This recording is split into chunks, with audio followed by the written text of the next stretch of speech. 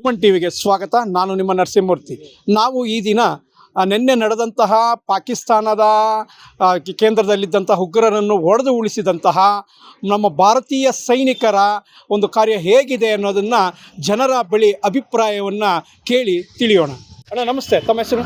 ಸುಧಾ ವೆಂಕಟೇಶ್ ಅಂತ.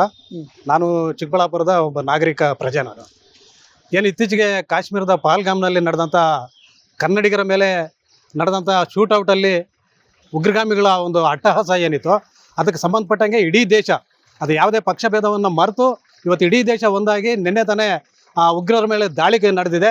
ದಾಳಿನಲ್ಲಿ ನಮ್ಮ ಭಾರತದ ಸೈನಿಕರು ತುಂಬ ಕೆಚ್ಚೆದೆಯಿಂದ ಹೋರಾಟ ಮಾಡಿ ಅವರನ್ನು ಬಗ್ಗು ಬಡಿದಿದ್ದಾರೆ. ಇದೇ ರೀತಿ ಅವರು ಯಾವುದೇ ಸೈನಿಕರು ಯಾವುದೇ ಹೋರಾಟ ಮಾಡೋದ್ರು ಕೂಡ ಸಾರ್ವಜನಿಕವಾಗಿ ನಾವೆಲ್ಲರೂ ಕೂಡ ಅವ್ರಿಗೆ ಬೆಂಬಲವಾಗಿ ಸಪೋರ್ಟಾಗಿ ನಾವೆಲ್ಲ ನಿಲ್ತೀರ ಅಂತ ಹೇಳ್ತಾ ಅವರ ಒಂದು ಧೈರ್ಯ ಮತ್ತು ಸಾಹಸಕ್ಕೆ ಹೆಮ್ಮೆಯನ್ನು ಪಡ್ತಕ್ಕಂಥದ್ದು ನಮ್ಮ ಇಡೀ ಭಾರತದ ಒಂದು ವ್ಯವಸ್ಥಿತವಾಗಿರ್ತಕ್ಕಂಥ ಒಂದು ಅವ್ರಿಗೆ ಬೆಂಬಲನ ಸೂಚಿಸತಕ್ಕಂಥ ಇದನ್ನು ನಾವು ಮಾಡ್ತಾ ಇದ್ದೀವಿ. ತಮ್ಮ ಹೆಸರು? ನನ್ನ ಹೆಸರು ಗಾನ ಅಶ್ವಥ್ ಅಂತೇಳಿ. ನಾನು ರಂಗಭೂಮಿ ಕಲಾವಿದ. ಇವತ್ತು ಏನು ದೇಶದಲ್ಲಿ ಅಂದರೆ ಕನ್ನಡಿಗರ ಮೇಲೆ ಮೊನ್ನೆ ಪ್ರವಾಸಕ್ಕೆ ತೆರಳಿದ್ದಂಥ ಕನ್ನಡಿಗರ ಮೇಲೆ ಉಗ್ರಗಾಮಿಗಳು ಅಟ್ಟಹಾಸ ಮೆರೆದಿದ್ದಾರೆ. ಅವರನ್ನು ಶೂಟೌಟ್ ಮಾಡಿ ಉಗ್ರಗಾಮಿಗಳು ಅಟ್ಟಹಾಸ ಮೆರೆದಿದ್ದಾರೆ. ಆ ಅಟ್ಟಹಾಸ ಮೆರೆದಿರತಕ್ಕಂಥ ಸಂದರ್ಭದಲ್ಲಿ ನಮ್ಮ ಸೈನಿಕರು ಇವತ್ತು ಅವರ ಪ್ರಾಣವನ್ನು ತೆಗೆಸಿ ಇವತ್ತು ನಮ್ಮ ದೇಶದ ಸ್ವಾಭಿಮಾನವನ್ನು ಎತ್ತಿ ಹಿಡಿದಿದ್ದಾರೆ. ಉಗ್ರರನ್ನು ಸದೆ ಬಡಿದಿದ್ದಾರೆ. ಆದರೆ ಯುದ್ಧ ಆಗಬೇಕು. ನಮಗೆ ದೇಶ ಮುಖ್ಯ. ಯುದ್ಧ ಮುಖ್ಯ ಅಲ್ಲ, ದೇಶ ಮುಖ್ಯ. ದೇಶ ಉಳಿಸ್ಕೋಬೇಕಾದ್ರೆ ಯುದ್ಧ ಮಾಡಲೇಬೇಕಿರ್ತಕ್ಕಂಥ ಅನಿವಾರ್ಯ ಇರುತ್ತೆ. ಆದರೆ ಯಾವುದೇ ಕಾರಣದಿಂದ ಪರಿಸರಕ್ಕೆ ಇನ್ನೊಂದು ಇದಕ್ಕೆ ಹಾನಿ ಆಗಬಾರ್ದು. ಆ ರೀತಿ ಯುದ್ಧ ಮಾಡಿ ಅವರನ್ನು ಸದೆ ಬಡಿಬೇಕು ಅಂತಕ್ಕಂಥದ್ದು ನನ್ನ ಉದ್ದೇಶ.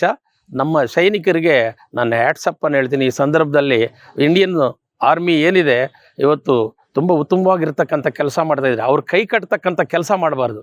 ಯಾವುದೇ ಸರ್ಕಾರ ಇರ್ಬೋದು, ಈಗ ಯಾವುದೇ ಪಕ್ಷರಹಿತ ಸ್ವಾಭಿಮಾನನ ಉಳಿಸ್ಕೊಂಡು ಇವತ್ತು ಹೋರಾಟಕ್ಕೆ ನಾವು ಬೆಂಬಲನ ಕೊಡಬೇಕು. ಸೈನಿಕರಿಗೆ ಬೆಂಬಲ ಕೊಟ್ಟು ನಮ್ಮ ಸೈನ್ಯವನ್ನು ಪ್ರೋತ್ಸಾಹಿಸಬೇಕು. ಅದೇ ರೀತಿ ಸೈನಿಕರಿಗೆ ಈ ಸಂದರ್ಭದಲ್ಲಿ ಹ್ಯಾಟ್ಸಪ್ಪನ್ನು ಹೇಳ್ತೆ. ಸೊ ನಮ್ಮ ಇಂಡಿಯನ್ ಆರ್ಮಿ ಈಸ್ ಗ್ರೇಟ್.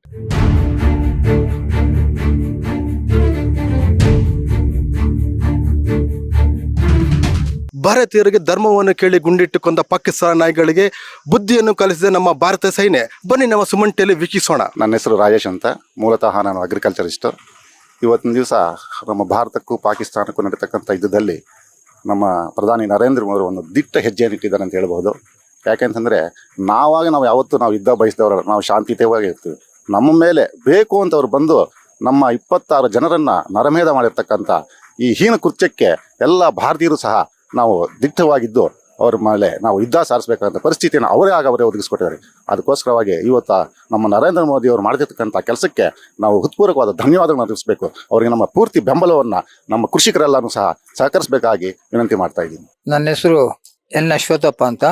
ಈ ದಿನ ನಮ್ಮ ದೇಶದಲ್ಲಿ ನಮ್ಮ ಮೋದಿ ಅವರ ಸರ್ಕಾರ, ನಮ್ಮ ಭಾರತದ ಸರ್ಕಾರ ಒಂದು ದಿಟ್ಟ ನಿಲುವನ್ನು ತೆಗೆದುಕೊಂಡು ಈ ಹಿಂದೆ 15 ದಿನಗಳ ಹಿಂದೆ ನಮ್ಮ ಕಾಶ್ಮೀರದಲ್ಲಿ ಪುಲ್ವಾಮಾದಲ್ಲಿ ಆದಂತಹ ಒಂದು ನರಮೇಧವನ್ನು, ಉಗ್ರವಾದವನ್ನು ಹತ್ತಿಕ್ಕುವಲ್ಲಿ ರಾತ್ರಿ ಬೆಳಗಿನ ಜಾವ ಸುಮಾರು 1:45 ಒಂದು ಕಾರ್ಯಾಚರಣೆಯನ್ನು ಮಾಡಿ ಇಡೀ ಪಾಕಿಸ್ತಾನದಲ್ಲಿರತಕ್ಕಂಥ ಸುಮಾರು ಒಂದು ಉಗ್ರ ನೆಲೆಗಳನ್ನು ಧ್ವಂಸ ಮಾಡಿರುವುದನ್ನು ನಾವು ಸ್ವಾಗತಿಸ್ತಾ ಇದ್ದೀವಿ. ಇದು ಒಳ್ಳೆಯ ದಿಟ್ಟ ನಿರ್ಧಾರ ಅಂತ ತಗೊಂಡಿದ್ದಾರೆ. ಅದೇ ರೀತಿ ನಮ್ಮ ಮೋದಿಯವರು ಈ ಒಂದು ಕಾರ್ಯಕ್ಕೆ ಇಡೀ ಪ್ರಪಂಚದ ಎಲ್ಲ ಶಕ್ತಿಶಾಲಿ ರಾಷ್ಟ್ರಗಳನ್ನು ಮೋದಿಯವರ ಜೊತೆ ಕೈ ಜೋಡಿಸಿ ಇಡೀ ಪ್ರಪಂಚದಲ್ಲಿರ್ತಕ್ಕಂಥ ಈ ಉಗ್ರವಾದವನ್ನು ಬೇರು ಸಮೇತ ನಿರ್ಮೂಲನ ಮಾಡೋದಕ್ಕೆ ಎಲ್ಲರೂ ಸಹಕಾರ ನೀಡಬೇಕು ಅಂತೇಳಿ ನಾವು ಈ ನಮ್ಮ ದೇಶದ ಪರವಾಗಿ ಹಾಗೂ ಪ್ರಪಂಚದ ಪರವಾಗಿ ಈ ಉಗ್ರವಾದಿತ್ವವನ್ನು ನಾಶಪಡಿಸಬೇಕು ಅಂತೇಳಿ ಈ ಸಂದರ್ಭದಲ್ಲಿ ನಾನು ಹೇಳ್ತಾ ಇದ್ದೀನಿ.